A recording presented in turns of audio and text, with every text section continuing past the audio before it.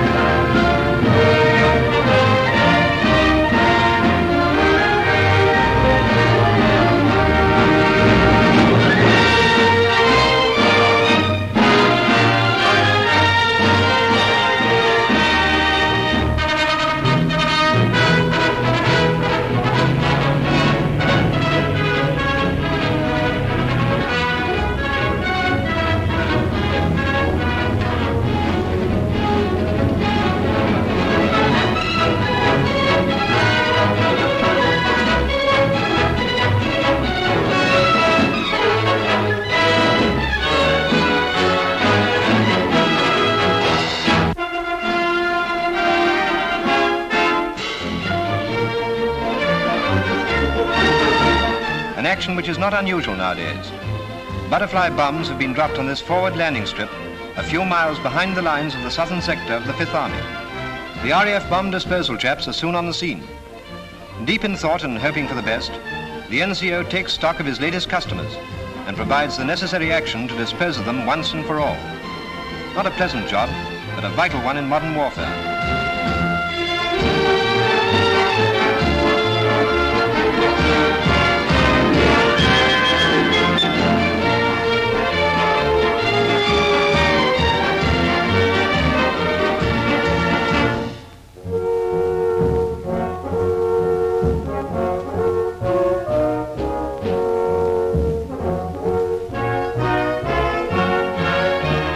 Is lit, after which the NCO and his assistant retire gracefully to wait the inevitable result.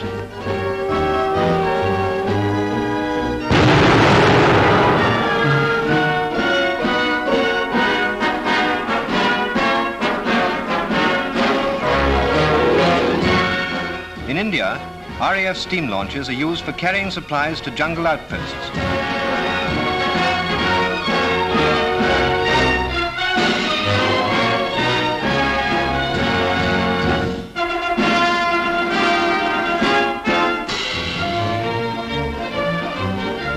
Trained observers are continually watching for enemy aircraft. From their camps, which are widely scattered, these men plot the position of such aircraft, and the message is flashed to fighter command. The launches, manned entirely by RAF personnel, sometimes travel 350 miles, and more often than not, provide the only contact the men of the jungle outposts have with civilization.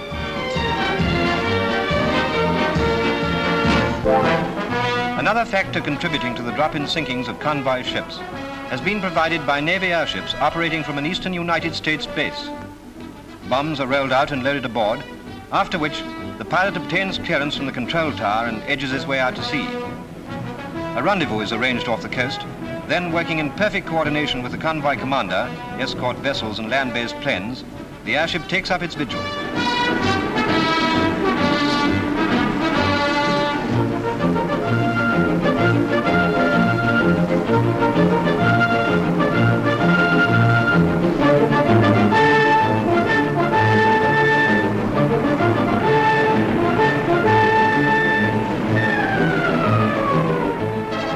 of an enemy raider is suspected.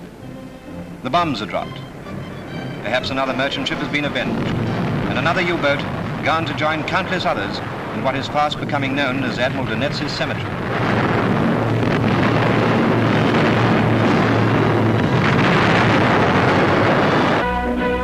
Here is the first contingent of WAFs to go overseas.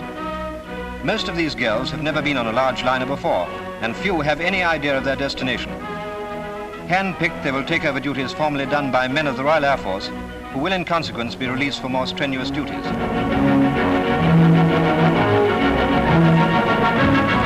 Like excited schoolgirls home for the holidays, they present a happy picture. A new and unknown land awaits them, so there's plenty to talk about for as long as it takes to get there.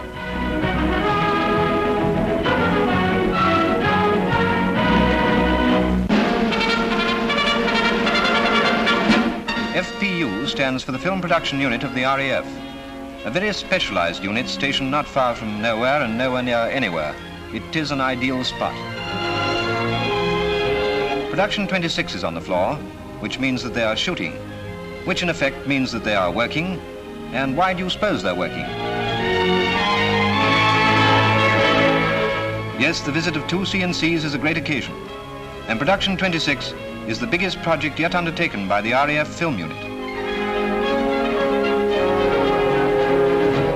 Incidentally, that chap is the director, throwing his weight about slightly more than usual for obvious reasons. Air Marshal Sir Arthur Barrett of Technical Training Command and Air Marshal Sir Philip Babington chat with members of the unit. You can probably recognize the director again. I don't know what he's saying, but it looks like the clearest case of bobbing I've yet seen. Here's the sound recordist. His box of tricks is working today, unusual, hence the smile. Production 26 is to be a feature film, and will tell the story of Flying Training Command. 5 hours and 29 rehearsals later, the lighting expert is satisfied. As a result, a scene is shot. Here it is, and this is exactly as long as it'll be. But joking apart, in spite of all this, it should be good. So look out for it to appear in 3 or 4 years' time.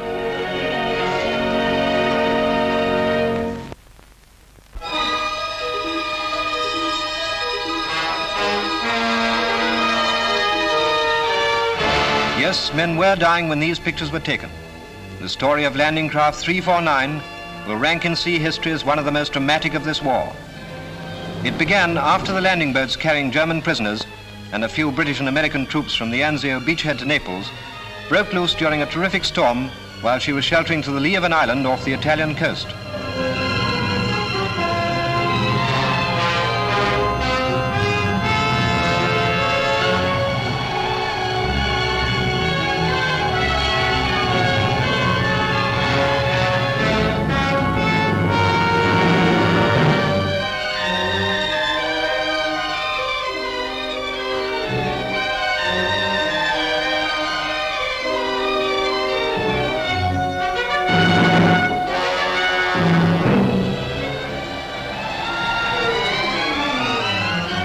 So fierce was that storm that within a few minutes she was driven on the rocks and broke in two.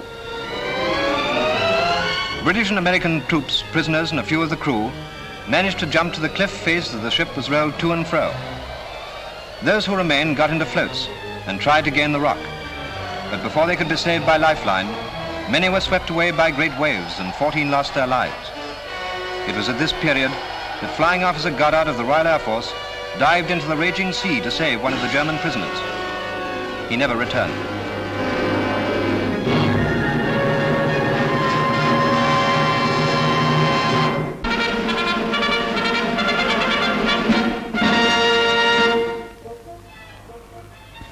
You remember you asked me to send some pictures of the Boomerang.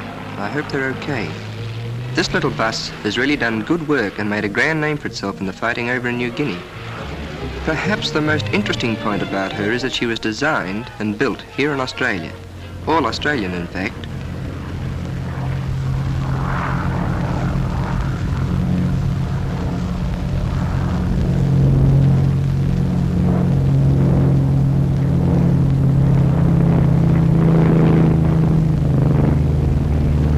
This one is being put through its paces by one of our crack pilots, and as you can see, she handles well.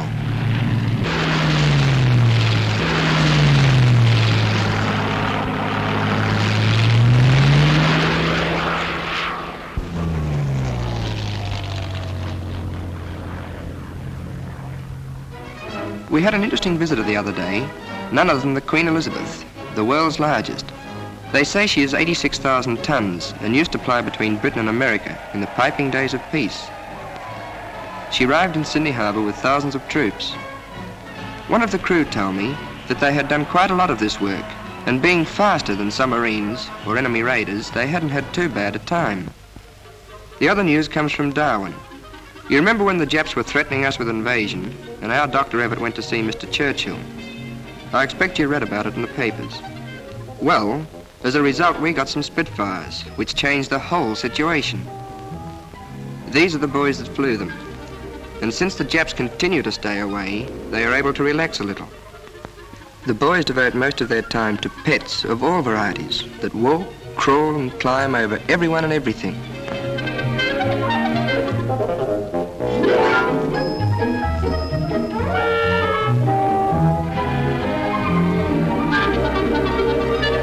Things seem a little easier out here now, though there's still a hell of a lot to do.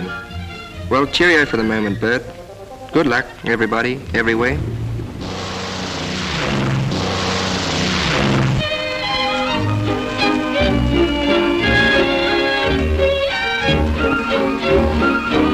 To a small hut in the grounds of a military hospital near Cairo come everyday convalescent troops of the services to attend impromptu handiwork classes. Here they are taught to make all kinds of things to accustom them to the use of arms, legs and fingers, grown stiff and awkward after recovery from various kinds of wounds. Probably the most popular of all the articles made are stuffed animals consisting of old pieces of leather cut into various sizes, stitched, shaped and stuffed with waste material.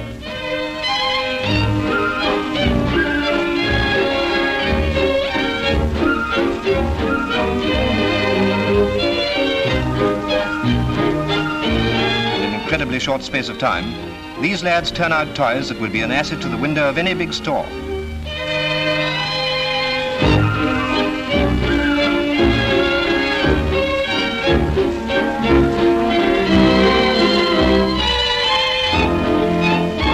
Finished toys are sold in the Middle East, the proceeds being used to buy more materials.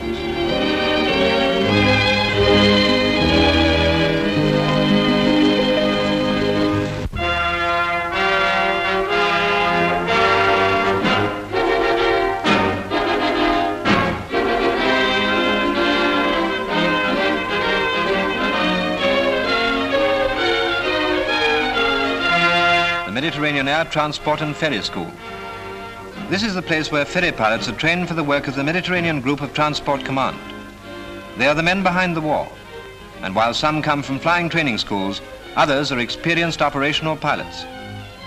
They all, however, have to serve their apprenticeship both in the air and on the ground, and at the end of their course are able to fly practically every known aircraft of any category.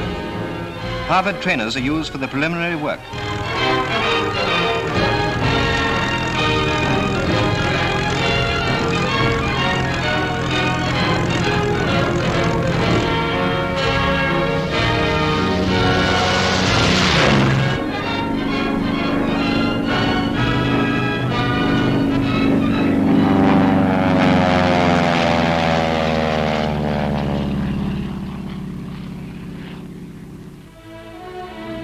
The future ferry pilots are trained by some of the most experienced instructors in the world, whose combined flying hours total 25,000. Last year alone, ferry pilots of this transport group delivered 8,000 aircraft all over the globe, sometimes in convoys, sometimes singly. When a pilot has finished his course, the instructor always has a last tip to give. The destination of the aircraft may be anywhere, through every type of climate. In the air above this landing ground, there are many strange sights. For instance, how many times have you seen a Kitty Hawk, a Hurricane and a Spitfire in formation? Or a Blenheim, a Beaufort, a Beaufighter, a Baltimore and a Marauder together? The work of the Ferry School is hard and exacting, but the results have shown no small contribution to the victory one day to be shared by us all.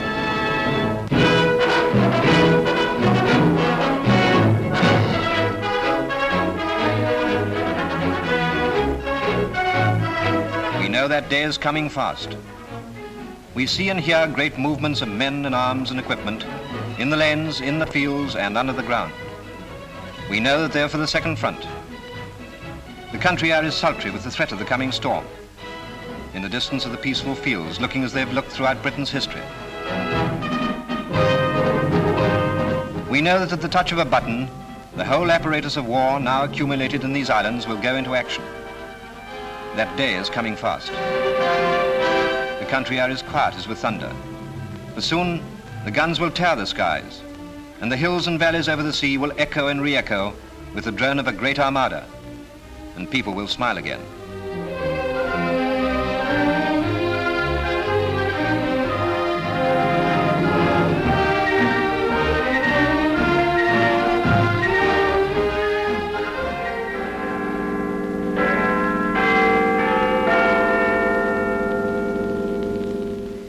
That day came on June the 6th, 1944.